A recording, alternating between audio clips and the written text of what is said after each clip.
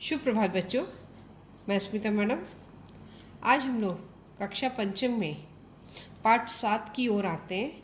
उसका शीर्षक है वट वृक्ष और तोता। ये कविता है। इसमें कवि वट वृक्ष और तोते के बारे में बता रहे हैं। तो कहा जाता है, अक्सर देखा जाता है कि मुसीबत में अपने भी साथ छोड़ जाते हैं, लेकिन सच्चा मनुष्य या जीव वही है जो हर स्थिति में साथ दे। आइए ऐसा ही प्रसंग पढ़ें। तो इस पाठ के माध्यम से बताया गया है कि तोता वट वृक्ष का मुसीबत आने पर उसका साथ नहीं छोड़ता, उसी के साथ रहता है और उसका जब तक वो हरा भरा नहीं हो जाता तब तक उसका साथ देता है। बहुत लोग आते हैं जाते हैं, सब उसका साथ छोड़ देते, लेकिन तोता आखिरी वक्त तक उसका साथ देता है। चलिए कविता की ओर आते हैं। पंक्तियाँ पढ़े। था वट वृक्ष विशाल, गजब की थी उस पर हरियाली, पत्तों से लद रही चतुरिक उसकी डाली डाली। संध्या समय दूर से पक्षी दल के दल आ जाते थे, करते थे विश्राम, रात भर सुबह हुई उड़ जाते थे। तो इस कविता का भाव है इस पंक्तियों में कि एक वट वृक्ष यानी कि बरगद का पेड़ विशाल था, गजब थी उसकी हरी हरी डालियाँ चारों दिशाओं में लदी रहती थी और एकदम हरियाली से भरपूर था। संध्या के समय यानी शाम के वक्त पक्षी के दल आते थे, उस वट वृक्ष पर आराम करते थे रात भर और सुबह होते ही अपने भोजन की तलाश में उड़ जाते थे। यानी कि वो वट वृक्ष बरगद के पेड़ को कहते हैं बच्चों। उसकी हरियाली चारों दिशाओं में। तो आगे बढ़ते हैं। बहुतों ने तो उसके ऊपर अपने नीड़ बनाए, अंडे दिए, निकले चूजे चहक चहक कर गाना गाए। शीत घाम वर्षा में उससे सब पक्षी सुख पाते थे, दिन भर कहीं उड़े डोले संध्या को घर आ जाते थे। कहने का तात्पर्य ये है कि वट वृक्ष जो था यानी बरगद का जो पेड़ था वो उन लोग का घर था। तो बहुत सारे पक्षियों ने, वो इतना घना था कि बहुत सारे पक्षियों ने उसमें अपने घोंसले बनाए थे। निड़ यानी घोंसला। बहुत सारे पक्षियों ने उस पर अपना घोंसला बनाए थे, अंडे दिए थे, फिर अंडों से चूजे निकलते और चिड़िया रहते थे तो चहक चहक कर गाना भी गाते थे।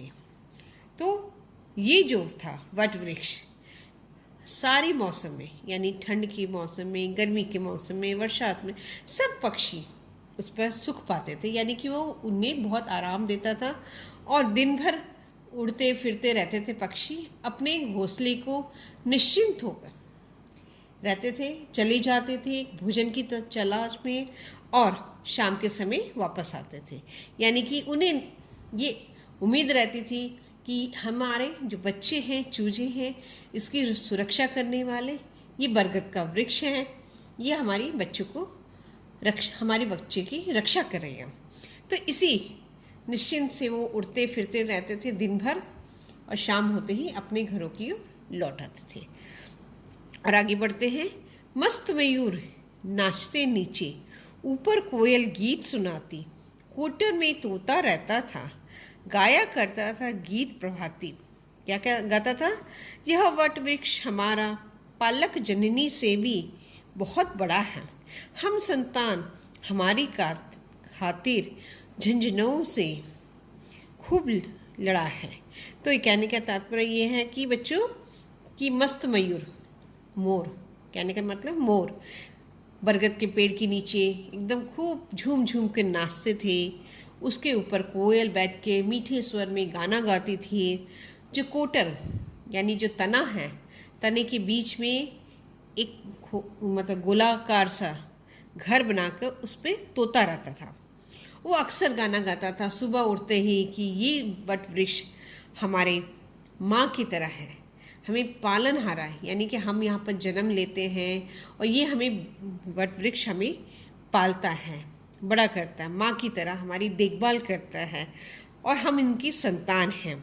और हमारे खातिर सारे झंझटों से खूब लड़ता भी है, यानी कितने भी आंधी तूफान आए ये हमें हमेशा बचा के रहता है। ये तोता अक्सर गाना गाया करता था और कोयल जो है मीठे मीठे स्वर में गाना गाती थी, मस्त मयूर झूम झूम कर नाचते थे। तो ये सारी चीज़ें यहाँ पर हुआ करता था वट वृक्ष के साथ, और वट वृक्ष भी उनके साथ एकदम खुशहाल से हरा भरा रह के सबका साथ देता था। आगे बढ़े। एक बार एक व्याध ने सहसा विष का बाण चलाया, लक्ष्य भ्रष्ट पर तीर वट वृक्ष के हृदय बीच समाया। जहर तेज था वट के तन में, उसने असर दिखाया, विष ने पत्ते मुरझाए, फिर वह वट वृक्ष सुखाया। तो एक बार की बात है कि एक शिकारी वहाँ पहुँचता है और विष के द्वारा बाण चलाता है। किस पर?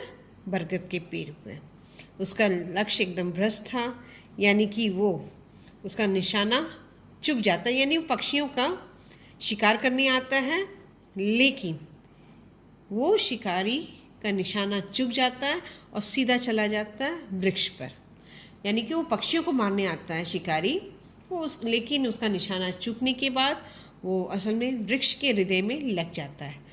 तो पेड़ धीरे धीरे, वो जहर बहुत तेज था, धीरे धीरे धीरे वट के तनों में उसने असर दिखाना शुरू किया, यानी कि उसने वृक्ष के तनों में विष का असर दिखना शुरू हो गया। फिर धीरे धीरे उसके पत्ते मुरझाने लगे और धीरे धीरे आखिर पेड़ भी मुरझाना यानी सूखना शुरू हो गया था। तो बच्चों, इस पंक्तियों में ये है बताया गया है कि एक शिकारी आता है शिकार करने के लिए, लेकिन उसका लक्ष्य भटक जाता है और वो सीधा पेड़ पर लग जाता है, और इतना जहर वाला बाण था कि धीरे धीरे पेड़ भी सूखने लगता है, उसके सारे पत्ते झड़ने लगते हैं, मुरझाने लगते हैं, खुद धीरे धीरे वृक्ष भी सूखने लगता है। तो बच्चों, आज की कक्षा के लिए यहाँ तक। अगली कक्षा में इसका जो शेष भाग है मैं फिर आपके पास आऊँगी और फिर उसके विस्तृत जानकारी दूँगी। धन्यवाद।